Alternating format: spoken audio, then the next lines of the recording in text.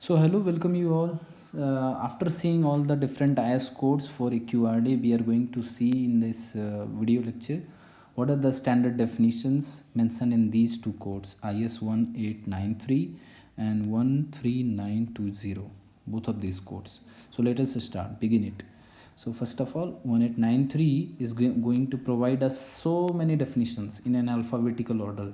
After reading these definitions, we will be able to solve a design problem very easily, that we will discuss in the next video. So let us start it. So first of all, we are going to see the damping. What is damping? Damping is the effect of internal friction, and this friction that may be because of imperfect elasticity of material, slipping, sliding, and it causes in reducing the amplitude of vibration. If this is the amplitude is slowly reducing. So there must be some damping. Because of damping, amplitude is reducing. So, and it is expressed as a percentage of critical damping. And then the naturally question comes, what is critical damping? So the critical damping is defined here in this. Critical damping is a damping which is represented by CCR. Actually, C is represented for damping and CR for critical damping. Then this damping beyond which the free vibration motion will not be oscillatory, means this is a limit. If this is the limit, this red line is a limit, then beyond this, actually if you see the vibration curve, then this vibration, if this is the amplitude, then this amplitude slowly decay and there is no oscillation, there is only decay. But in this second case, as you are seeing, there is oscillation. Okay, although there is decay. In the first case, which is C less than CCR, in this case there is oscillation, but critical damping is the limit beyond which, if C goes beyond this, then there is no oscillation, just like in this picture. So after seeing this all, we can very easily understand this definition, that the damping beyond which the free vibration motion will not be oscillatory. So this is a limit. Actually, we are not going to see much in detail of this calculation part, what is critical damping. You just remember this formula, that relationship between C and CCR is zeta. This symbol is called zeta. This is called, zeta is called damping ratio. And what is damping ratio? Surely it is the ratio of two damping coefficients, C upon CCR. C है हमारी damping coefficient and CCR है critical damping coefficient. तो इन दोनों का ratio होगा zeta. Zeta is damping ratio. All right, after understanding this, let us move to design acceleration spectrum. A spectrum means what? Curve, bandwidth, or a plot. So design acceleration spectrum will be a graph or a plot in which we will see a graph between SA by G and time period versus SA by G versus time period. SA by G is your design acceleration. This is something, this form, this what it is called, we will discuss. Actually it is a coefficient, design horizontal acceleration coefficient. So we will see it actually in the definition 3.7. So this is a plot between design acceleration spectrum refers to an average smoothened plot of maximum acceleration as a function of frequency or time period. Basically time period is there. And for a specified damping ratio. हो सकता है ये curve कैसी होती है, इस curve का मैं थोड़ा सा एक रफ डायग्राम बना रहा हूँ. इस तरीके से होता है, इस तरीके से होता है, इस तरीके. और ये हो सकता है किसी भी डैम्पिंग रेशियो. डैम्पिंग रेशियो अभी हमने देखा zeta, let's say zeta is 5%. 5% के लिए ये कर्व होता है. और ये तीन कर्व क्यों बनाए मैंने? कोई हो सकता है सॉफ्ट सॉइल के लिए हो, कोई हो सकता है रॉकी सॉइल के लिए हो, कोई हो सकता है कि different some another black soil के लिए हो. तो अलग अलग सॉइल कंडीशंस के लिए ये डिफरेंट कर्व्स हैं. So this is just a curve. Then comes design basis earthquake. ये कौन सी वैल्यू है अर्थक्वेक की? तो it is an earthquake which can reasonably be expected. अगर देखें, कॉमनली देखें कि we can expect that design basis earthquake can hit our structure in the entire design life of structure. कि हो सकता है हमारी डिज़ाइन लाइफ में कभी ना कभी एक बार इतनी मैग्नीट्यूड की अर्थक्वेक हमारे स्ट्रक्चर को हिट करे। So this is D B. And what is the design horizontal acceleration coefficient, जो भी मैं बताया आपको, S A divided by G is design horizontal acceleration coefficient. अभी आप वेट करिए, next video we will surely understand it.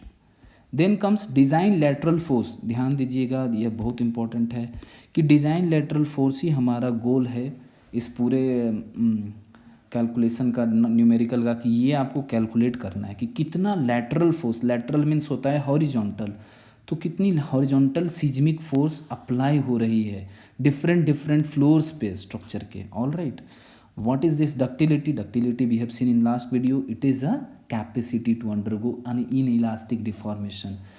But deformation तो होता है, but without compromising loss of strength or stiffness. So after understanding this, we come to epicenter and focus. We know this as we have discussed. Focus is also called hypocenter. Remember it. It's the point from where the earthquake originates, and elastic waves start moving from this point, epicenter. So epicenter is a point, geographical point on the surface of earth, and it is vertically above focus. Then comes importance factor. Importance factor, as the name suggests, कि this is a factor, so we are going to multiply this factor with some another physical quantity. But importance factor is a factor which is prescribed to a building based on its importance in the importance to the community. क्या हो सकती है? जैसे कि कुछ structure काफ़ी important होते हैं, उनके जैसे कि उनका फंक्शनल यूज क्या है उन स्ट्रक्चर्स का।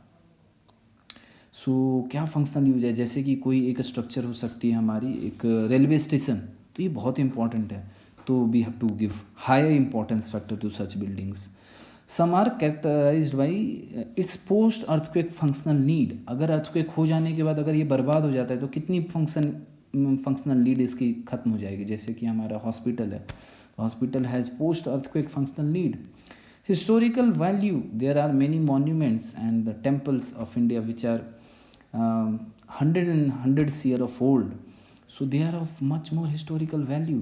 And then comes some buildings are very economic importance, like Parliament building or some buildings of President House. These buildings are very economically important. So these buildings are prescribed with high importance factor. Then we come to the point of intensity of earthquake. See, there are two different definitions, two different methods of measuring the magnitude of an earthquake, measuring the strength or as well as intensity. What do you call it? There are two ways of measuring an earthquake. First is intensity of earthquake, second is magnitude of earthquake. देखिए, दोनों ही दो चीज़ें हैं। Intensity of earthquake क्या है कि it is an intensity of an earthquake is the measure of its strength. Strength means की मतलब कि how much powerful the earthquake's effect is there at a point. जैसे कोई बल्ब के नज़दीक जाता है तो वहाँ पे ज़्यादा इंटेंसिटी होती है, और कोई बल्ब के बहुत ही दूर जाता है तो वहाँ बहुत ही कम रोशनी होती है। तो वैसे ही इपी सेंटर के जितने नज़दीक होगा वहाँ उतना इंटेंस होगा। और फिर इसकी यूनिट क्या है? इसकी यूनिट है मर्कैली स्केल, MSK स्केल। तो ये है इसका unit. Where as magnitude of earthquake क्या है? This simply the magnitude is a measure of energy कितनी रिलीज हुई है। ये डिस्टेंस पे डिपेंड नहीं करती है, ठीक है। इंटेंसिटी क्या होती है? डिस्टेंस पे डिपेंड करती है। दूर जाओगे एपिसेंटर से ज़्यादा इंटेंसिटी, कम इंटेंसिटी होगी। लेकिन magnitude of earthquake is actually the measure of complete energy released in an earthquake. And how do we measure it? By taking logarithm to base 10 and to of the maximum trace amplitude. That's a method. So इसकी unit क्या होती है? इसकी unit होती है Richter magnitude. Richter magnitude, Richter scale पे इसे major किया जाता है, ठीक है। Then there is another definition, liquefaction. Liquefaction is actually the is a condition in which the cohesion of the soil is becomes zero, and the soil becomes a saturated cohesionless part material. जब ऐसा हो जाता है, जब cohesion ख़त्म हो जाएगी तो उसकी सीयर स्ट्रेंथ ख़त्म हो जाएगी, रिड्यूस हो जाएगी. And how does it happen? It happens when the pore water pressure, जैसे ही अर्थक्वेक सेकिंग होती है, इधर से इधर अर्थक्वेक सेक करता है, तो ये PWP पोर वाटर प्रेशर जो है, pore water pressure actually it reaches the completely to the total confining pressure.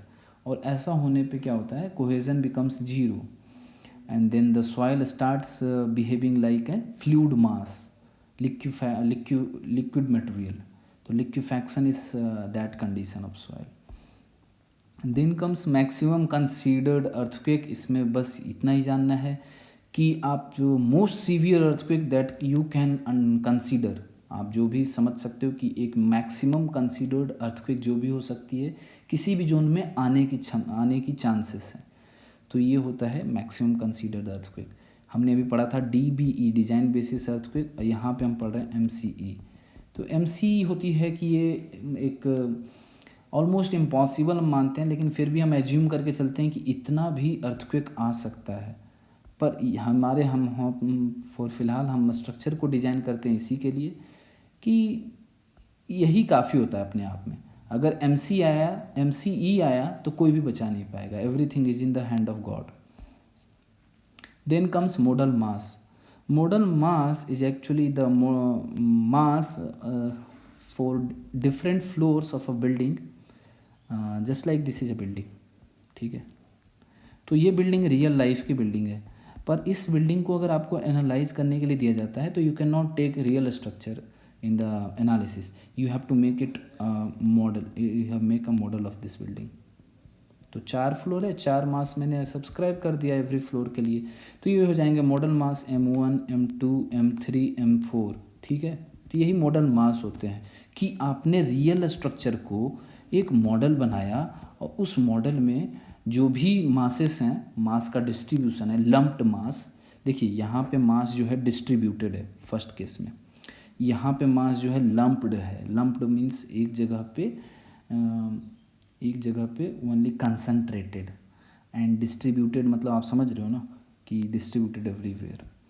So model mass is this, and this be used in calculating different modes, eigenvalue, vector, frequency.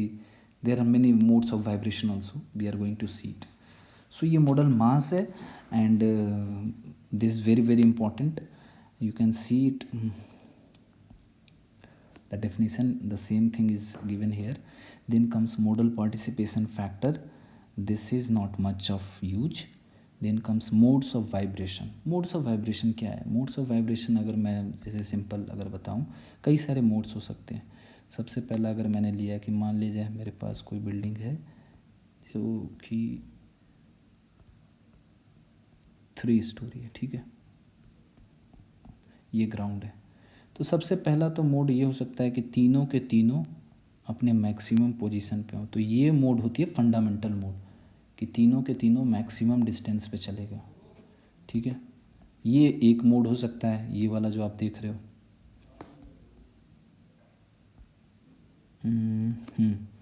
ये जो आप देख रहे हो ये one of the mode है. This mode is called fundamental mode. Another possible mode can be, ये हो सकता है कि ये यहाँ हो, देन ये यहाँ हो, और ये यहाँ हो. तो ये भी एक मोड है. ठीक है, और कोई मोड हो सकता है क्या? और कोई मोड हो सकता है, आपको चेक करना होगा वो कि एक और भी मोड शायद पॉसिबल, इसमें शायद लग नहीं रही है. तो इस तरीके से जितने ज़्यादा फ्लोर्स होते हैं उतने ज़्यादा मोड्स पॉसिबल हैं. एक और भी है, अगर आप ध्यान से देखो तो क्या कहते हैं,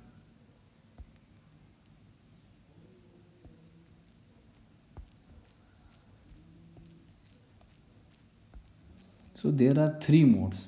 हाँ, 3 मोड्स हैं इस तरीके से. तो देखें तो इस तरीके से 3 मोड्स पॉसिबल हैं इसमें. तो different modes of vibration can be possible for a 3-story building. So I have drawn all the diagram in the form of diagram. Okay, let us move. What is natural time period? Natural period क्या है? अगर कोई भी body ऑस्किलेट कर रही है तो उसकी अपनी एक टाइम पीरियड होती है.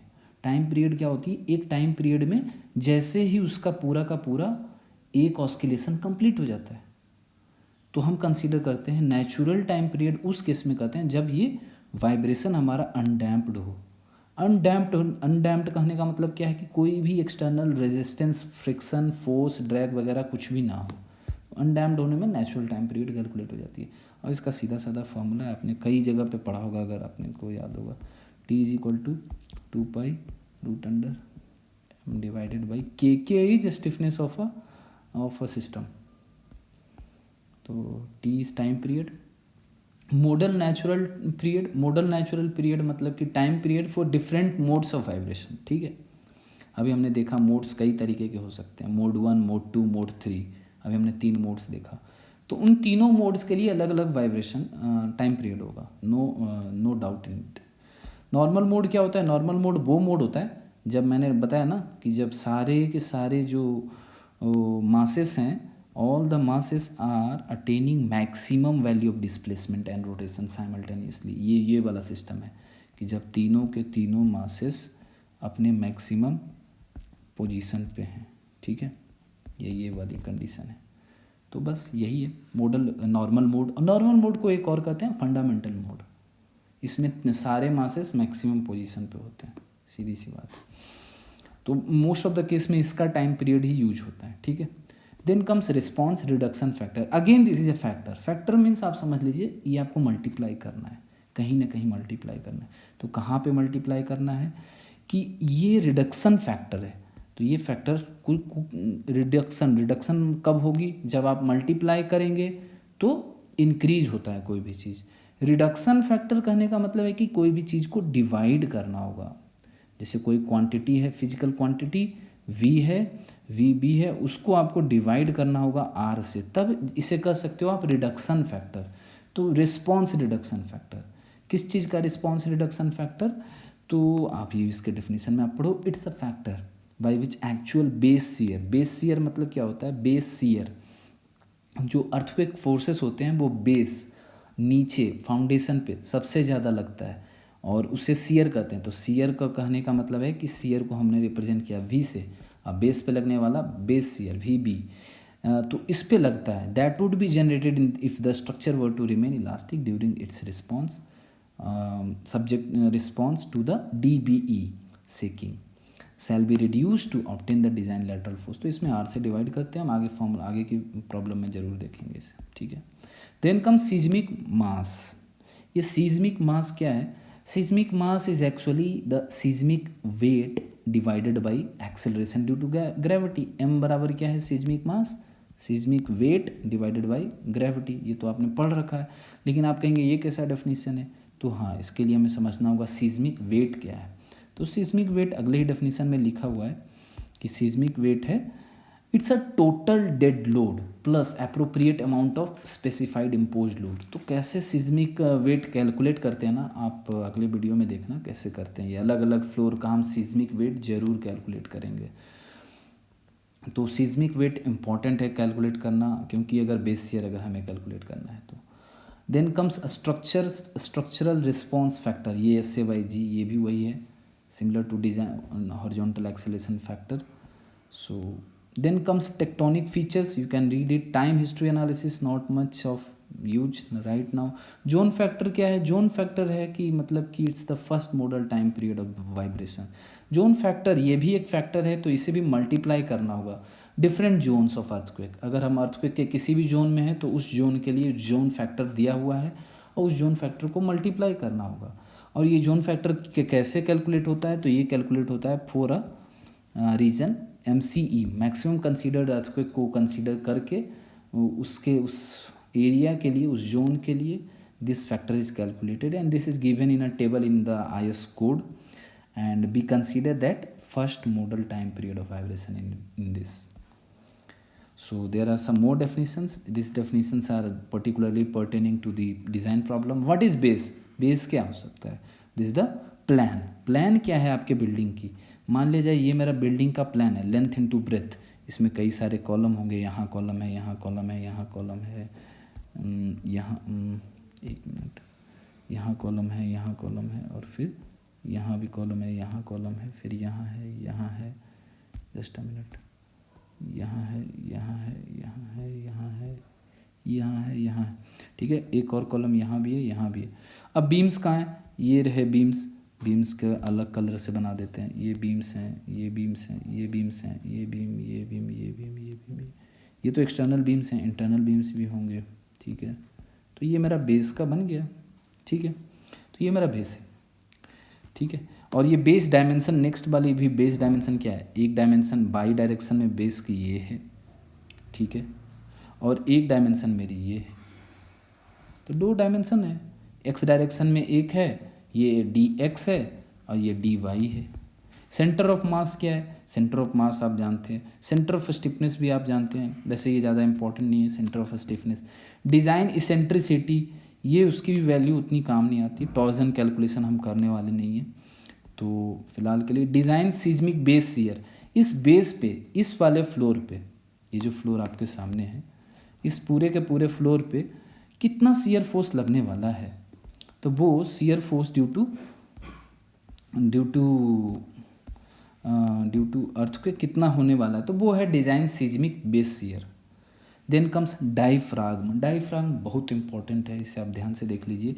डाइफ्राग्म कहते हैं बेसिकली किसी भी हॉरिजॉन्टल, एक हॉरिजॉन्टल सिस्टम या फिर एक ऐसा भी, it can be vertical, mostly it is horizontal. क्या होता है कि डाइफ्राग्म होता है, जैसे मैं डायग्राम में आपको बता देता हूँ। स्लैब, आपने बिल्डिंग का कोई भी स्लैब देखा है तो वो एक डायफ्राग्म की तरह काम करता है, ठीक है। उसके डायग्राम में मैं कैसे बनाऊँ?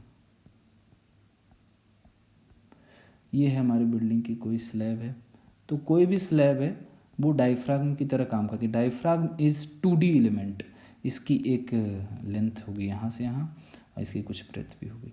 ये ना actually diaphragms, they are subjected, they actually when they are subjected to some lateral forces, अगर कोई फोर्स आता है ना तो उसका वो ज़्यादा अफेक्टेड नहीं होते। वो क्या करते हैं, उनका काम होता है they transfer the lateral forces to the vertical restraining elements. क्या है वर्टिकल रिस्ट्रेनिंग एलिमेंट्स? कॉलम्स। और उन कॉलम्स पे वो ट्रांसफ़र कर देते हैं। तो डायफ्राम के एग्जाम्पल क्या क्या हैं? एग्जाम्पल 2 हैं, इसे याद रखना। सबसे पहला है रीइंफोर्स्ड कंक्रीट फ्लोर्स, तो वही है स्लैब, स्लैब को कहते हैं reinforced concrete floors. Then comes horizontal bracing system. Bracing system भी कहीं कहीं पे यूज होता है, आपने अभी डायग्राम्स में अभी नहीं देखा है तो हम आगे पिछले वीडियो में मैंने दिखाया था bracing system. Then comes dual system. Dual system is actually we can leave it, not much important. Height of floor, कोई भी फ्लोर की हाइट क्या होती है? ग्राउंड लेवल से लेकर के उस फ्लोर तक की हाइट अगर आपको कैलकुलेट करनी है इस फ्लोर की, जिसमें 4 फ्लोर्स हैं, तो 1 2 3 4 5 फ्लोर। अगर मुझे इस फ्लोर का हाइट पता करना है तो ये होगा height of floor from the base to the this floor. तो बेस से लेकर के जो होगा वो होगा HI मतलब कोई ith floor, any ith floor. Height of structure, structure की हाइट क्या होती है? टोटल हाइट, ये है height of structure, total height HT total. Then comes horizontal bracing system. Horizontal bracing system देखिए क्या है, अभी अगर आ गया डेफिनेशन तो बता देते हैं। इसमें क्या है कि there are some trusses, some mechanism which can act as a diaphragm here if there is some member by which we can make such braces, this is X bracing। जैसे आप जितने भी टावर्स देखते हो उन टावर्स में X bracing कई बार होता है, कई बार क्या होता है K ब्रेसिंग होता है। K ब्रेसिंग ऐसा होता है, देख लीजिए K ब्रेसिंग दिख रहा है आपको, तो ये होता है K ब्रेसिंग। कई बार Z ब्रेसिंग होती है, Z ब्रेसिंग ऐसे होती है, ठीक है। मैंने सारे डिफरेंट बना रहा हूँ। वैसे ही कई बार होती है, मैं और भी कई सारे होते हैं। 3 ब्रेसिंग तो मुझे याद आ रहा है, और आप सोचो और क्या क्या हो सकता है। तो इस तरीके से डायमंड ब्रेसिंग, कई सारी चीज़ें हैं तो उनके डायग्राम। तो ये सभी ब्रेसिंग सिस्टम, इनका क्या काम होता है, they act as a diaphragm. और डायफ्राम बन जाता है, जैसे ही कोई भी जगह पे डायफ्राम बनता है तो वो पार्ट ना पूरा का पूरा अफेक्ट नहीं होता अर्थक्वेक से, कम होता है डैमेज। और डैमेज कम क्यों होता है, क्योंकि वो एज ए डायफ्राम बन जाता है 2D एलिमेंट, और वो उसकी जो अपोजिट ऑर्थोगोनल डायरेक्शन है उसमें फोर्सेस को ट्रांसमिट करना स्टार्ट करता है। तो अगर आपने मान लिया जाए आपने ये ना लगाया होता, और फिर अगर आप, अब आप देखिए अभी कितना रिस्की है स्ट्रक्चर पे, अगर कोई भी लेटरल फोर्सेस अगर आ रहा है इस पर लगना तो बहुत आसानी से ये जो कॉलम है, ये कॉलम ऐसे मुड़ना चाहेगा, ये कॉलम ऐसे मुड़ना, ये ऐसे, और फिर उस डायरेक्शन में फोर्स लगेगी। तो इस तरीके से अर्थक्वेक जो है बाई डायरेक्शनल फोर्स है, तो इसमें ब्रेसिंग लगने से बहुत प्रोटेक्शन बढ़ जाता है। Then comes joint you can read lateral force restraining element, lateral force resisting element, यही चीज़ अभी हम बात कर रहे हैं कि एक ऐसी एलिमेंट जो कि लैटरल फोर्स को रेजिस्ट करे। सीधी सी बात है, क्या क्या है, जो भी डायफ्राग्म है, डायफ्राग्म वही तो, डायफ्राग्म मतलब कि ये ब्रेसिंग सिस्टम, या फिर हमारा reinforced concrete floor slab, they are lateral force resisting element. Then comes moment resisting frame, ध्यान दीजिएगा, मोमेंट रेजिस्टिंग फ्रेम वो फ्रेम्स हैं, देखिए जो भी बिल्डिंग बनता है आजकल दो तरीके का होता है, एक तो होता है बॉक्स स्ट्रक्चर, एक होता है मोमेंट रेजिस्टिंग फ्रेम।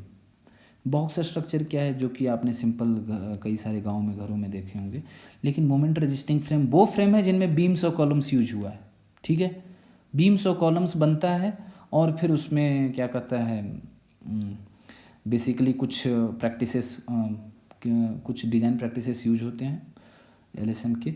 लेकिन मेन बात क्या है मोमेंट रेजिस्टिंग फ्रेम की, कि they are capable of resisting forces primarily by flexure, तभी तो इसका नाम हुआ फ्लेक्सर। फ्लेक्सर मीन्स होता है मोमेंट, बेंडिंग, बेंडिंग का एक और नाम है फ्लेक्सर। तो फ्लेक्सर को जो रेजिस्ट करे, यानी कि मोमेंट को जो रेजिस्ट करे, वैसा फ्रेम। ये दो तरीके के होते हैं, पहला नाम है इसका OMRF और दूसरा नाम है SMRF। OMRF को कहते हैं ordinary moment resisting frame, SMRF का नाम है स्पेशल मोमेंट रेजिस्टिंग फ्रेम। देखिए दोनों में बस यही अंतर है कि पहला जो ऑर्डिनरी मोमेंट रेजिस्टिंग फ्रेम है वो फ्रेम्स है जिन्होंने earthquake resistant design practices apply नहीं किया है अपने डिज़ाइन में।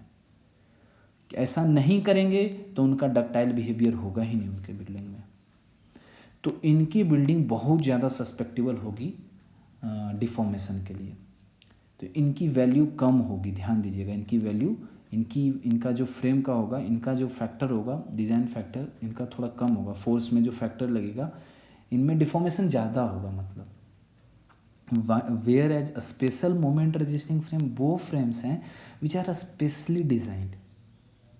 ऐसा डिज़ाइन क्यों किया जाता है, क्योंकि हम चाहते हैं हमारा फ्रेम जो है it reaches a ductile behaviour. Ductile behaviour होगा, तो डक्टाइल बिहेवियर का कहने का मतलब ये नहीं है कि कम स्ट्रेंथ की बिल्डिंग होगी, बिल्डिंग का स्ट्रेंथ उतना ही हो पर डक्टाइल हो। डक्टाइल होगा तो कभी भी लेटरल फोर्स में ज़्यादा डिफॉर्म नहीं करेगा। और ये डक्टिलिटी के कोड्स कौन कौन हैं, IS जो अभी हम डिस्कस करें, IS 4326 13920। तो then comes number of stories, this very easy. Principal axis, दो एक्सिस होते हैं, एक्स एक्सिस और वाई एक्सिस, कोई भी बेस डायमेंशन का। प्रिंसिपल एक्सिस वो होता है जो मेजर एक्सिस होता है। तो ये बहुत ही आसान है, आप देख सकते हो डेफिनेशन से। P delta effect, P delta effect क्या उतना काम नहीं है, बेसिकली जितना फोर्स लगता है तो हर फोर्स के कॉरेस्पॉन्डिंगली कोई भी स्ट्रक्चर होती है, तो जितना फोर्स लगता जाता है P1 P2 P3 P4, और वैसे ही Δ1 Δ2 Δ3 Δ4, तो P1 के लिए Δ1, P2 के लिए Δ2, इस तरीके से कुछ होता है, एक इक्वेशन बनता है, इसे कहते हैं पी डेल्टा इफेक्ट। तो ये ज़्यादा हमारे अभी काम का नहीं, बस कोड में है तो हमने लिख लिया इसे। सीयर वॉल बहुत ही इंपॉर्टेंट है। Shear wall is also a kind of diaphragm, it also resist lateral forces. ये ऐसे वॉल हैं, ये दीवार है जो कि ब्रिक से नहीं बनती, तो किससे बनती है, ये RCC से बनती है, रीइंफोर्स्ड सीमेंट कंक्रीट से। तो ये कहाँ पे लगता है, ये स्लैब नहीं होता। देखिए स्लैब में, स्लैब भी RCC की होती है, लेकिन ये वॉल है, वॉल ये वर्टिकली लगते हैं, ठीक है। तो ये शियर वॉल है, ये लैटरल फोर्स रेजिस्टिंग एलिमेंट की तरह काम करेगा। सॉफ्ट स्टोरी वो स्टोरी हैं जिन पे ब्रिक्स के इनफिल वॉल नहीं है। जब इनफिल वॉल नहीं होगा, देखिए ब्रिक्स की वॉल भी बहुत ज़्यादा लेटरल फोर्स रेजिस्ट नहीं करती, लेकिन कुछ तो करती है ना। तो अगर नहीं होता है ऐसे सॉफ्ट स्टोरी, ऐसी स्टोरी में, तो वो स्टोरीज थोड़ा सा कमज़ोर हो जाते हैं। तो उनकी लैटरल स्टिफनेस ना 70% ऑफ द स्टोरी एबव और लेस देन 80%, इनकी जो स्टिफनेस है कम हो जाती है। तो सॉफ्ट स्टोरी का एक एग्जांपल कौन सा हो सकता है? अगर हम अपने किसी कॉलेज का बिल्डिंग में देखें तो कहाँ पे ब्रिक इनफिल वॉल कम है, तो वो है ग्राउंड, जहाँ बेसमेंट है। बेसमेंट में सिर्फ पिलर्स हैं, तो पिलर्स हैं और वहाँ पे कोई भी ब्रिक की इनफिल वॉल उतनी नहीं है जितना ऊपर है। तो वो जो फ्लोर ही है, वो जो स्टोरी है बेसमेंट की, वो ज़्यादा सस्पेक्टेबल है डैमेज की, ठीक है। कभी कभी ये ऊपर भी बनता है, जैसे कहीं पे हमें कोई बिल्डिंग में कहीं रिक्वायरमेंट है बहुत बड़ा हॉल का, तो बनता है ऐसा कभी कभी solve. Static eccentricity not of use story, you know story drift, this is also the displacement of one level relative to other level. Story shear, ये हम कैलकुलेट करेंगे कि हर स्टोरी पे कितना सीयर लग रहा है। देखिए V B is actually design base shear. Base shear तो हम कैलकुलेट कर लेते हैं कि बेस पे कितना सीयर लग रहा है, पर स्टोरी सीयर कितना लग रहा है, हर स्टोरी इंडिविजुअल स्टोरी पे, हर मंजिले पे कितना सीयर लग रहा है। तो ये कैसे कैलकुलेट होता है? जैसे आपने बीम में किया है, तो बीम्स में भी आपने वैसे ही किया है, वही मेथड हम इसमें भी यूज करते हैं।